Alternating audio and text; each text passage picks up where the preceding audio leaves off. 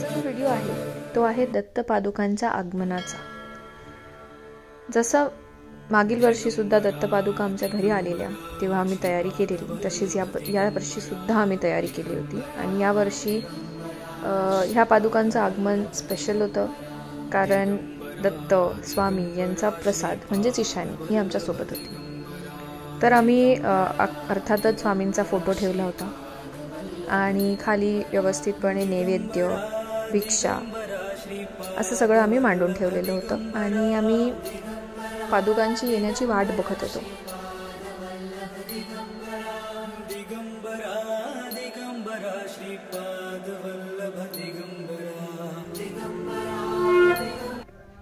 वाट बघत असतानाच पादुका आल्या आणि दिगंबरा दिगंबरा श्रीपाद वल्लभ दिगंबरा या गजरात त्या पादुकांचं घरामध्ये आगमन झालं।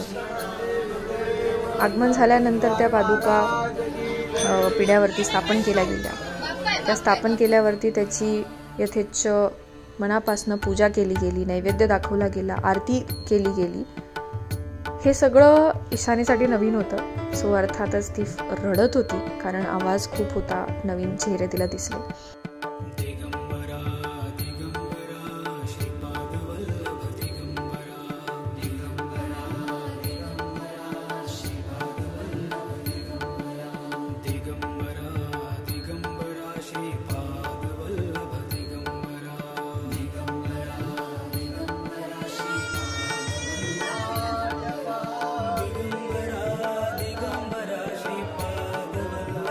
दरवर्षी बऱ्याच भक्तांच्या घरी जातात, भिक्षेसाठी जातात आणि जास्त नाही पण 5 ते 10 मिनटं या पादुका प्रत्येकाच्या घरी जातात। पण ती वेळ इतकी छान असते, इतकी सुंदर असते की त्या वेळेमध्ये आपल्याला खूप प्रसन्न वाटतं आणि ते 5 मिनटं म्हणजे असं वाटतं की वा किती वेळ होता आपल्याकडे।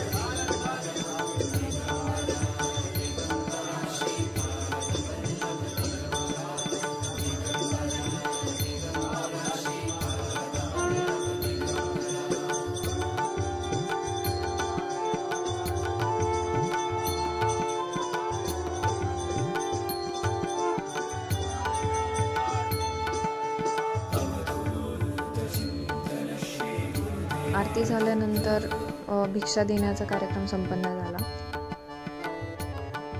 आणि अशा पद्धतीने या वर्षीचा दत्त पादुका आगमनाचा सोहळा आमच्या घरी साजरा झाला।